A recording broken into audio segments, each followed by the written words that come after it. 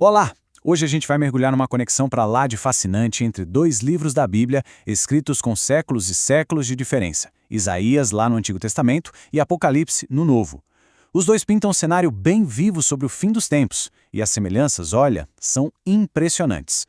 E a pergunta que vai guiar nossa conversa é essa: como é que pode dois textos, tão distantes no tempo, terem uma visão tão parecida sobre o destino do mundo? Será que é só uma influência de um sobre o outro, uma continuidade de ideias, ou tem algo mais profundo aí? É isso que a gente vai tentar desvendar. Bom, para começar, vamos direto ao nosso primeiro grande tema, a ideia de um juízo final, um julgamento divino. Tanto Isaías quanto Apocalipse dão um baita destaque para esse momento, que seria um ponto de virada na história. Em Isaías, o dia do Senhor não é só sobre destruição, e esse é o pulo do gato. Ele também significa uma purificação. É, sim, um dia de fúria, mas que tem um propósito claro: limpar o terreno para algo novo poder nascer. E essa ideia ecoa com muita força lá no Apocalipse. E a forma como eles descrevem essa confusão toda no universo é muito parecida. Isaías fala dos céus tremendo, da terra saindo do lugar. Já o Apocalipse detalha o sol ficando preto, as estrelas caindo. É basicamente a mesma imagem de um universo inteiro se contorcendo diante desse julgamento.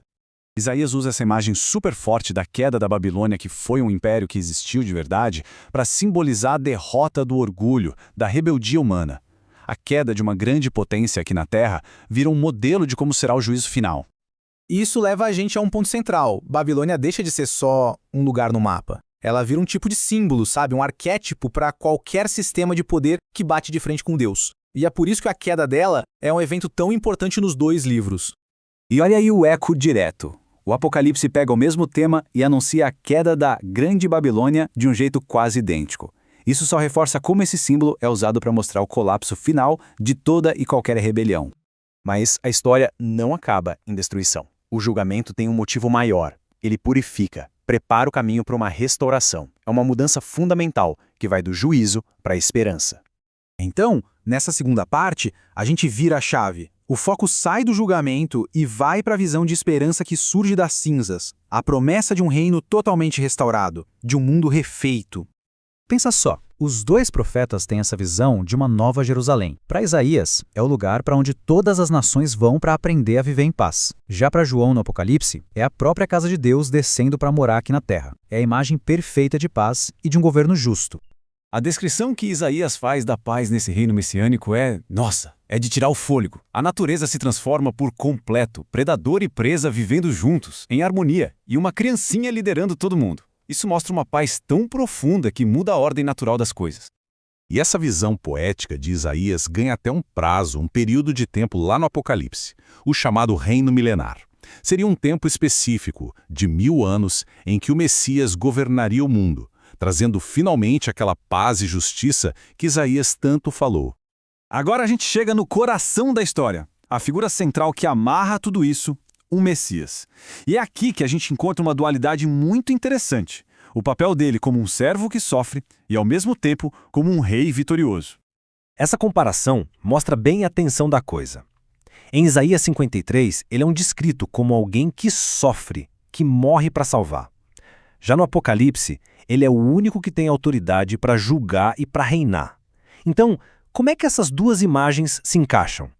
Isaías foca totalmente no sacrifício, a cura, a paz. Tudo vem através do sofrimento do Messias. Ele é ferido, é esmagado, mas todo esse sofrimento tem um propósito de redenção para os outros. Agora, olha só a virada de chave que o Apocalipse dá. É justamente o fato dele ter sido morto que o torna digno. O sacrifício dele não foi uma derrota, pelo contrário, foi o que deu a ele a autoridade máxima. A fraqueza do servo se torna a força do rei. E a imagem do confronto final também é praticamente um espelho. Os dois textos usam essa metáfora de pisar o lagar de uvas para descrever o juízo final sendo executado sobre os inimigos. Aquele servo que sofreu agora volta como o juiz que executa a ira divina. Certo. Para fechar, vamos juntar todas as peças e olhar para o quadro completo que se forma. Essa jornada que vai do julgamento até a glória final do reino de Deus. Fica claro que existe uma jornada aqui, né? Um arco bem definido. Começa com o julgamento que é necessário para limpar o mal. Daí, avança para a restauração de tudo num reino de paz E tudo isso culmina na vitória do Messias, que finalmente une aqueles dois papéis, o de servo que sofre e o de rei que vence.